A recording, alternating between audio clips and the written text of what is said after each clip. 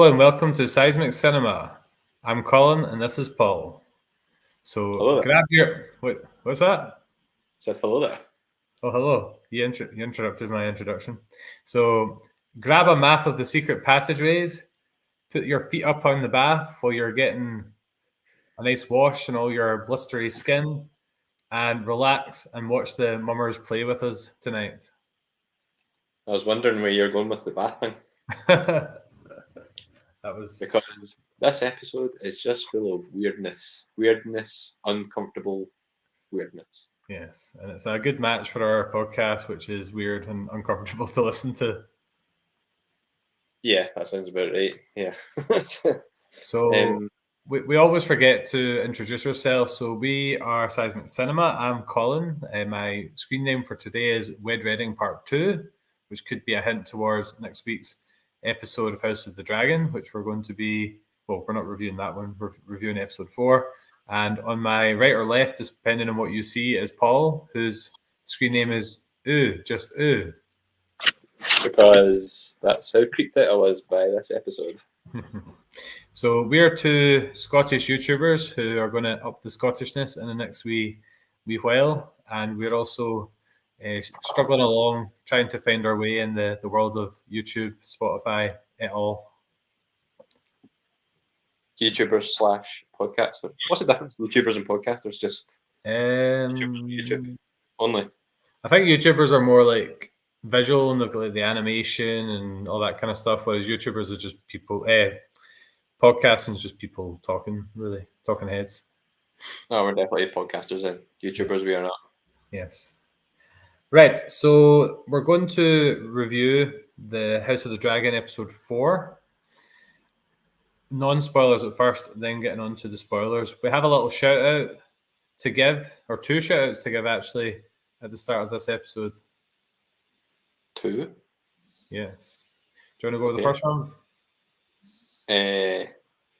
So the first one was the Nomads of Fantasy that you were talking to earlier on, and they said the show was solid.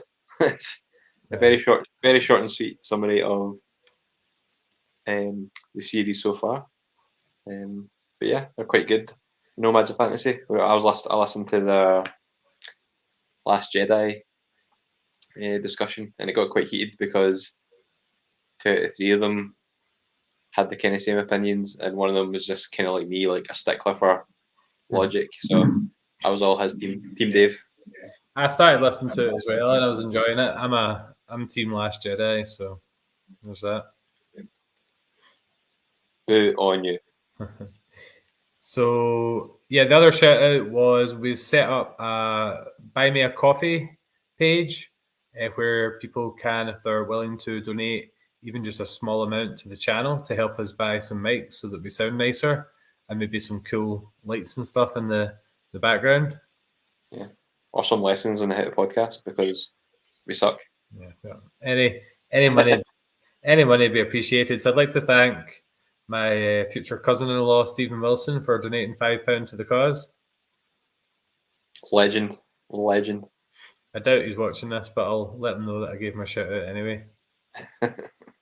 Okay, so we'll start off with our non-spoiler thoughts, and we don't really tend to last long with these because it's quite a difficult show to not go into specifics with. So, Paul, what were your overall thoughts on the episode without any spoilers?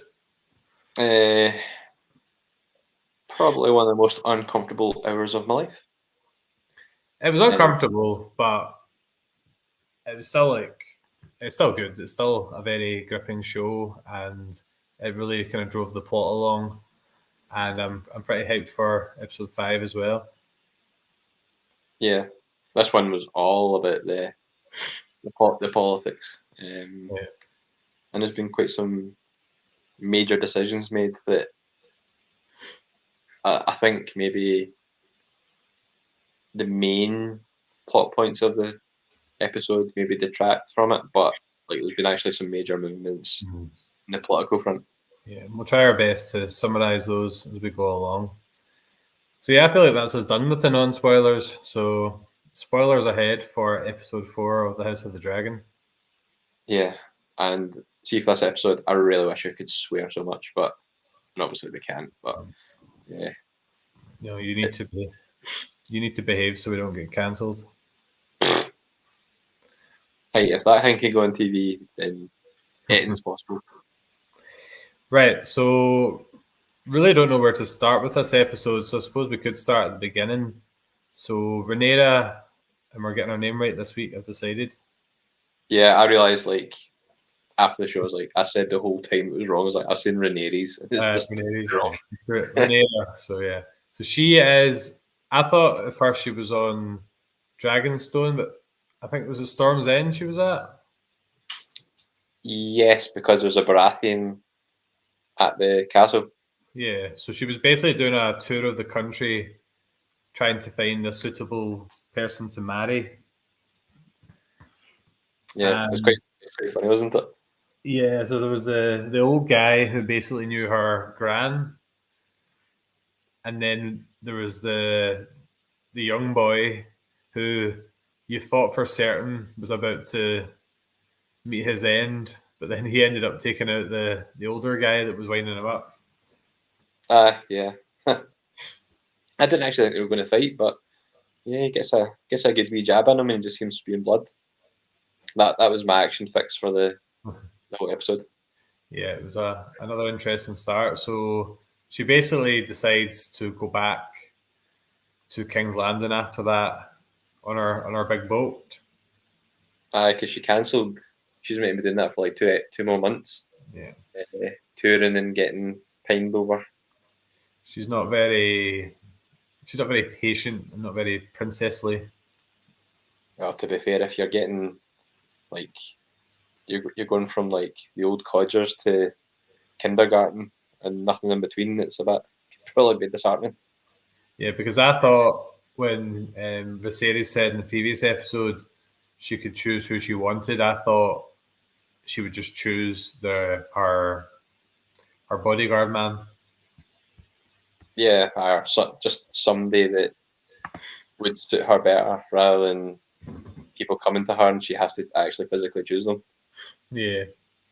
So she basically, Damon's dragon kind of circles around the boat and they end up back in the throne room. And basically, Damon turns up with a crown. Yeah, what is the crown made of? I don't know. It didn't look very impressive, did it? Yeah. Like, I feel like I could make that in my back garden. Yeah. So it was quite hard to read because they basically took off the crown, pledged his sword to his brother, and said, like, essentially he was the only king. Yeah. Definitely a play, though, isn't it? Yeah. Yeah, you never really thought he was just going to bend the knee and go quietly. Yeah. And this is like 4 years on from the start, isn't it? I've kind of lost track now, to be honest. But I think this because the war lasted 3 years, and I think like the first episode was like a year, so I think this is 4 years on from the start, the first episode. Because Alicent's now not just got a son; she's also got a daughter. Yeah, and she's not pregnant. She's not pregnant this time. Yeah, that's a good way to see if the seasons are passing. Yeah, it's definitely a whirlwind to try to figure out what's going on. So where do we go from there? So they're having a kind of get together in the grounds, aren't they? Yeah, and Alicent and Rhaenyra have the reconciliation. Mm-hmm. Yeah, you do feel for Alicent quite a lot. Like, she was essentially chosen to be the queen, and now is basically looking after a sickly old man with horrible skin and continuously giving birth to heirs. Yeah, and that's the kind of system that Rhaenyra doesn't want to be a part of. Yeah, she keeps going on about freedom, and Alicent just doesn't have it. Yeah, because Rhaenyra doesn't want to have children, and she's not really that bothered about being married. She just wants to be a fighter and ride dragons. Yeah, I thought the way they kind of reconciled though was a bit too easy. Like, it was just like one conversation, and it was just like they were best of friends again. But As if nothing ever happened. they may have had conversations over the years, though. Maybe. It just seemed a bit quick. Like we don't see absolutely everything. True. So Renata and Damon have a conversation,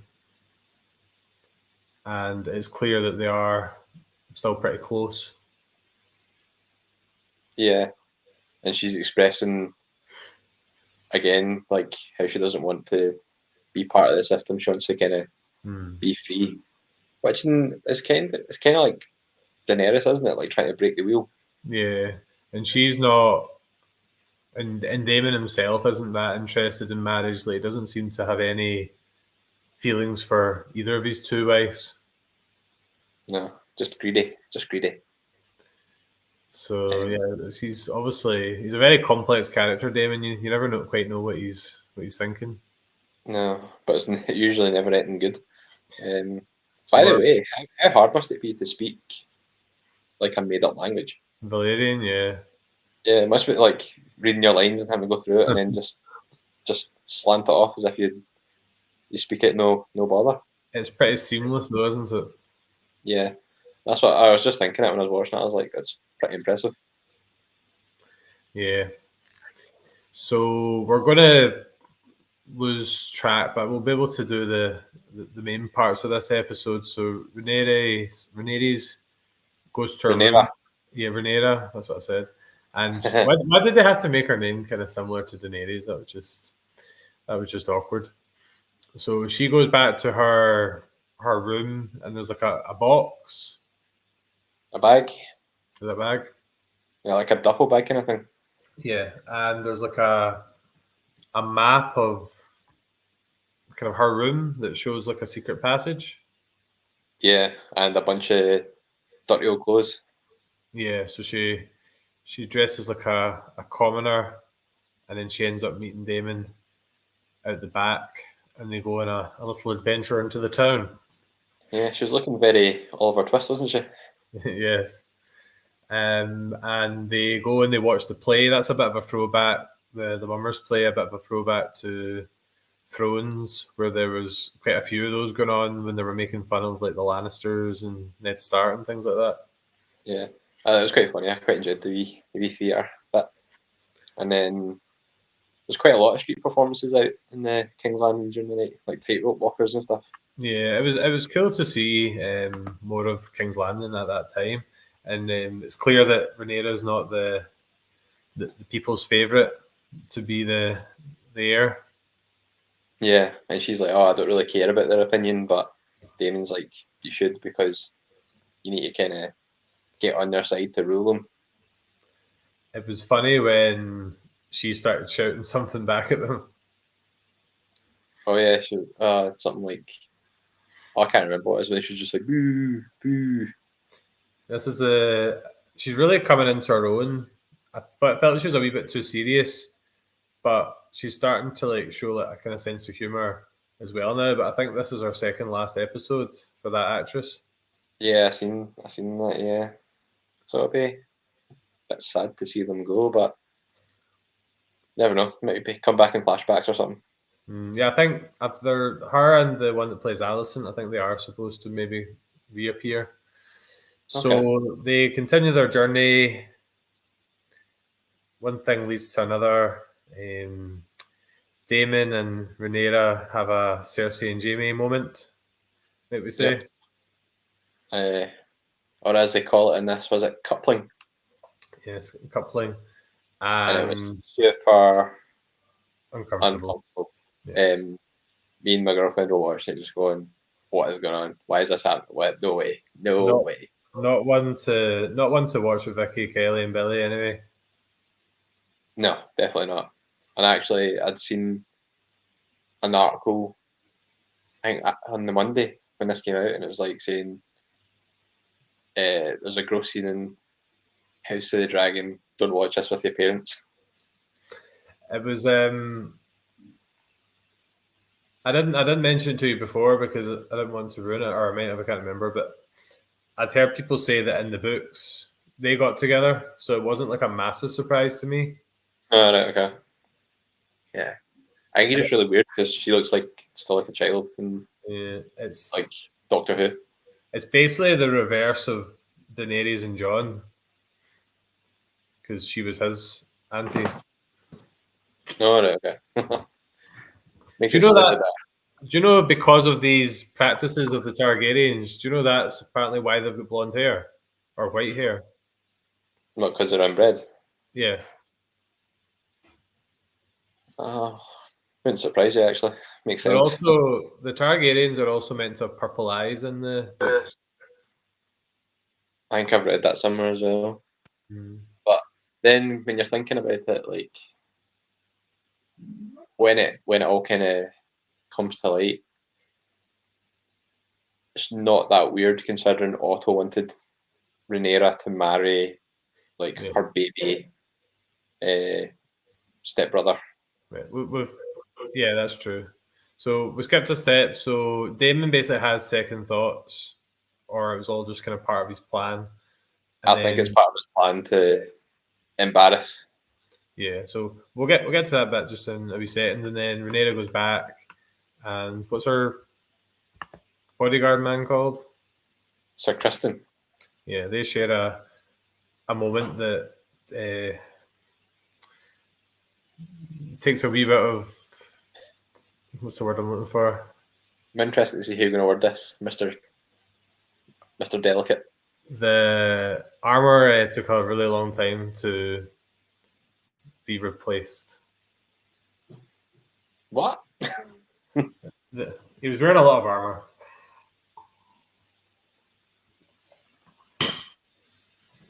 That was his protection. Yeah, Renata had a moment with our guard, right? And then basically Otto became Varys, hasn't he? Oh yeah, the Master of Spies, pretty much. But I think we always kind of knew he was a bit like that. He's got his little birds. Yeah, hiding at the brothel, see who's coming past. So we can go back to what we were saying a minute ago, and that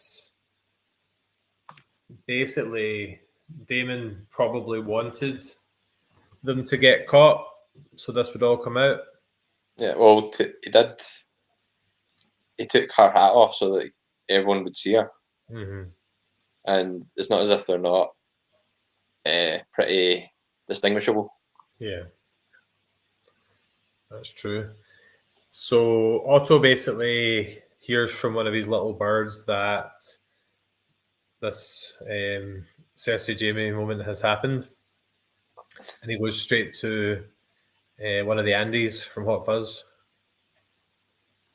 Yes, good old Paddy. I'll be sad to see him go because he's clearly on his way out.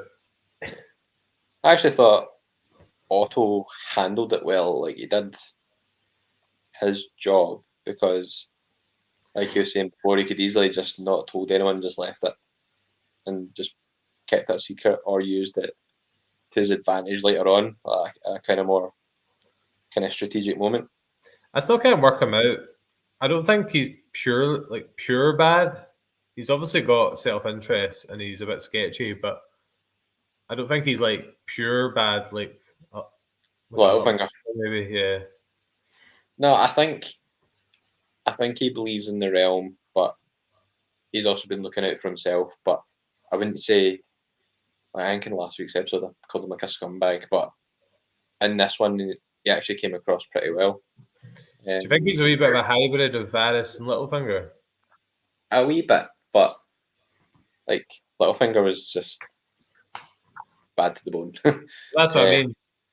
He has these self-interests and the ploys that he does, but he's also got that he cares about what happens to the realm, which was Varys's big thing. So there's because like, what has he done really? Just pimped out his daughter to the king and got his family a bit higher up in station. That's all he did. And he's desperate for his grandson to end up on the throne as well. I keep forgetting that's his grandson. Yeah, that's right. So, but nothing wrong with that. That's what the realm actually wants. So Viserys doesn't take it very well naturally, although the Targaryens have got a bit of a history for things like this. I think he's just really, well, I don't think he likes the fact his daughter's been spied on, but also he obviously doesn't like what he's hearing. No, that would be quite an awkward conversation. Imagine just waking up and somebody telling you that. You're like, what? And then Alicent is doing what Damon was doing in the first episode, like hiding behind a curtain. Yeah, just a dressing room divider. Yeah. And she goes straight to Rhaenyra and mentions it to her. And Rhaenyra tells, like, not a complete lie, like a partial truth, that she didn't do what she was accused of fully. What do you mean a partial truth? Well, she says that didn't happen, which technically didn't happen, like the thing she's been accused of. Oh, but then she said she swore on like her dead mother that Damon didn't touch her, but Damon did touch her. Right. So yeah, she's let her mum's memory down a bit then. Yep. She is a bad liar. And she's going in the bad fire. So then eventually there's a much awaited conversation with her dad, which happens near the end of the episode. And they're holding it's the dagger from Game of Thrones, isn't it? The one that kills the Night King. No spoilers. Scarlett's in the next room and she's not watched all this Game of Thrones. I think the statue of secrecy is passed on that. Oh, okay, yeah, that's the same dagger. So they talk about the prince that was promised, which I think, did Melisandre not think that was Stannis at one point, but then it was actually Jon? I think so. Yeah, she got it wrong. So I was talking to somebody this other day. I don't know if it was you or someone else, but it still seems weird that a Targaryen didn't finish on the Iron Throne. Yeah, I was not happy that Bran got it. I kind of wish it had been Jon, if I'm honest. No, yeah, like it feels like everyone's efforts in the end up was just wasted. Because he's like he's like half Targaryen, half Stark, so it'd have been, he has ice and fire, do you know what I mean? Yeah. The song was about him. So the prince that was promised, did it say he would sit in the Iron Throne? No, it just said that he would fight the kind of... Basically just that his song would be the song of ice and fire. Yeah, okay. That's like the prelude to the conversation. I can't remember. Does Rhaenyra deny what happens to her dad, or does she just kind of? She denies it, and she's like, "Yeah, that didn't happen." But first, before that, Viserys talks to Damon. Oh yeah, forgot about that scene. Because Damon's nursing the hingiest of hangovers. Yeah, and he basically gets beaten up. I don't think he gets beaten up. I think he just gets like dragged into the chambers. He was so weak that even Viserys, with all his boils, was able to get a few kicks in at him. But then again, it's just his plan. But yeah, so he just basically came out and just said like, yeah, me and my niece did what you think, and you should marry her off to me. Yeah. And then obviously Viserys wasn't very keen on that idea either. No, nor would you be. But you can tell it's absolutely seething. Did he not like kind of banish him back to the Vale? The Vale? Yeah, I think so. To be with his actual wife. I get confused with the Vale. Is the Vale like where the Eyrie is? Like where the Vale's where the Moon Door is. Yeah, Lady Stark's sister was. Yeah, the kind of El Cuckoo Karacha one. The building's called the Eyrie, but it's the Knights of the Vale that protect it, isn't it? Yeah. Aye, they're the ones that came in for the save in the Battle of Bastards. Yeah. I mean, yeah. So yeah, then eventually the conversation with Viserys and Rhaenyra happens, and she kind of doesn't put much of a fight, but she basically agrees to be married off to the sea snake's son. Yeah, but on a condition. That Otto goes bye-bye. Yes, because he's lying about her, which he isn't. I think it wasn't just about the lying. I think it was the spying in the first place. Yeah. Well, the man needs to have an intelligence network to keep the king safe. And that his big ambition is to put his Aegon on the throne. Yeah, so she lied again to get a political opponent knocked off the chessboard. She good. But I've got a feeling that Otto is going to have like a big part to play. He's going to be sowing seeds of mutiny, I think, and rebellion.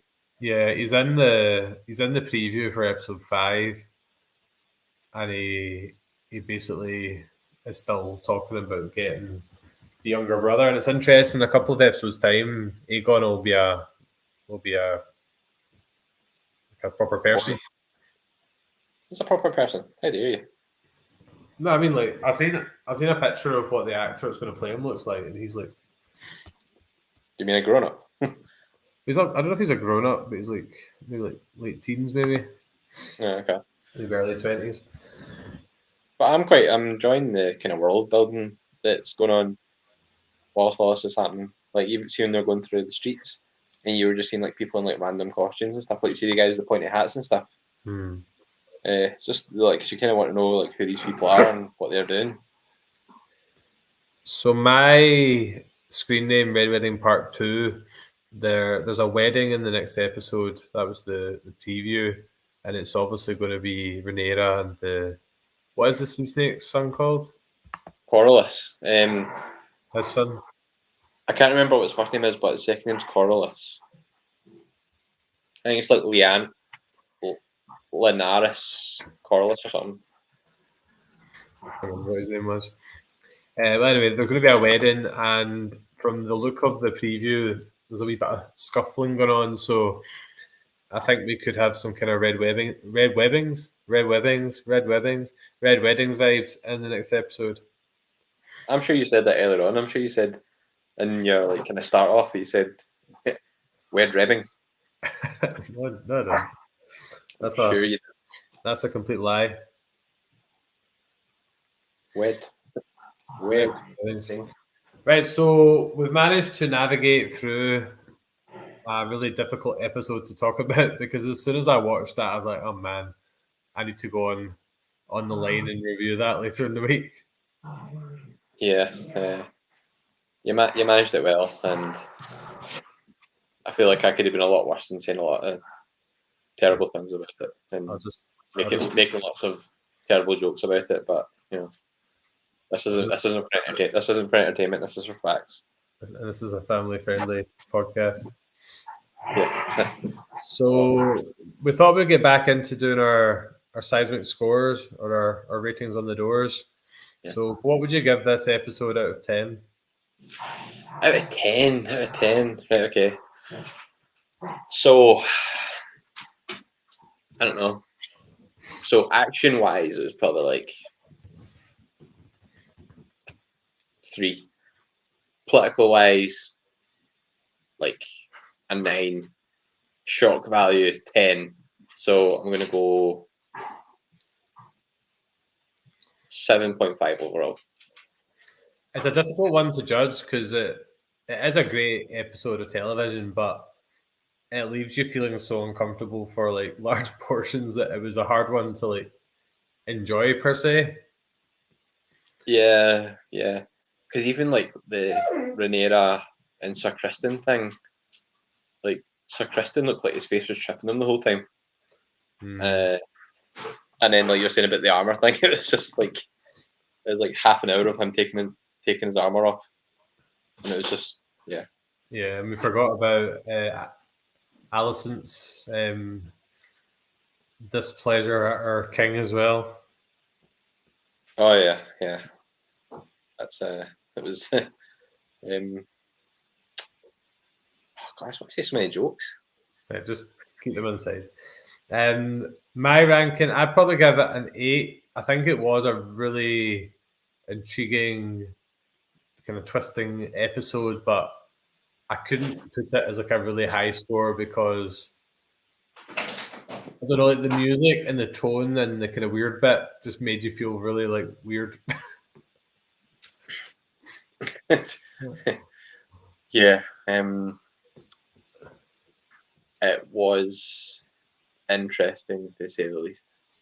I did see it coming though. Maybe not to the extremes that it was, but I did feel like, just because I kind of heard about things about the books and stuff, I did kind of feel like this kind of plot point was coming. Yeah, I did. When I seen the thing about the gross thing, I was like, I didn't think it'd be Rhaenyra and Damon, because I wasn't sure if Damon was going to come back to King's Landing straight away. Mm-hmm. But yeah, as soon as they started going into the brothel, I was like, this is not going to end well. Mm. And they're like holding hands and things. I was like, no. Right, we'll cut you off there. So, right, our plans for our next podcast is we're delving away from House of the Dragon temporarily. Sorry, I'm about to sneeze. And we are going to, or do you want to do the honors? No, on you go. Okay. So we're teaming up with a Geeky Dad podcast, and we're going to do a kind of 2-section podcast. We're going to preview Andor and talk about the trailers and the information and our hopes for that show. But we're also going to do a retrospective review of Rogue One, which is Paul's favorite Star Wars film, and you could find out both of our favorite Star Wars films by looking at our Star Wars movie review. Yep. Carry us for 2 seconds. The dog is up to no good. Well, while Paul is talking to the dog, I'll do the plugs for the week. So you can find us on Facebook, Twitter, and Instagram as Seismic Cinema. So give us a follow if you haven't already. You can find us on YouTube, so please subscribe and like this video. And you can also listen to us on Anchor, Apple Podcasts, Google Podcasts, Amazon Music, Audible, and all those other lovely places that have podcasts and allow us to stream these for free. And we've also, as we mentioned earlier, you can buy us a coffee. So there's a link in our Twitter bio. We'll put a link in for this video as well. And yeah, make sure you give us some pennies so we can buy some fancy lights. Some fancy lights? Yeah. Nobody wants to see us even brighter. Yes, I know. I need to get back into my podcasting room with my cool pictures behind me and stuff. Yeah. I could do a new laptop. Actually, maybe getting a new laptop for my birthday, so hopefully it will sound better and look better on my end, because I know I'm looking a bit grainy and probably don't sound that great on Spotify and all that. So you don't sound that great in real life either. That's very true. See, people listen to this probably think these guys don't really like each other. I know. Right, we don't see each other in real life very often. We're more virtual these days. I know. There's the time gone. Occasional supermarket interaction. I know. And you've always got earphones in. Although I said we could maybe meet up to watch the Andor trilogy next Wednesday if you fancied it. Yeah, that'd be good. I'm really looking forward to it, actually. I think this is going to be possibly... No, I better save it for that, but I think it's possibly going to be the best Star Wars series yet. Oh well, we'll see how that goes. I think because it's got less familiar characters overall, I think it's harder to do a show like Obi-Wan where like there's such high expectations about individual characters. Yeah. I just think it'd be weird because I will talk about it in another episode because I'm going to ramble on about Andor. We're waffling now. So we'll finish off there. So we're Seismic Cinema. I'm Colin, that's Paul. And we like to ramble about shows and films that we like. We're striving towards achieving that niche. And we're hoping that those pennies in the coffee shop box will help us with that. So thank you for listening to our review of The House of the Dragon. And we will see you next week when we talk about Andor and Rogue One. Yeah. And what's the slogan? It's the power of feeling really awkward. I was going to say the power of keeping it in the family. Yes. And also our slogan is the power of escapism. And we hope you've managed to escape reality for 35 minutes to talk about the magical world of Westeros with us. Thanks for listening. Bye. Farewell.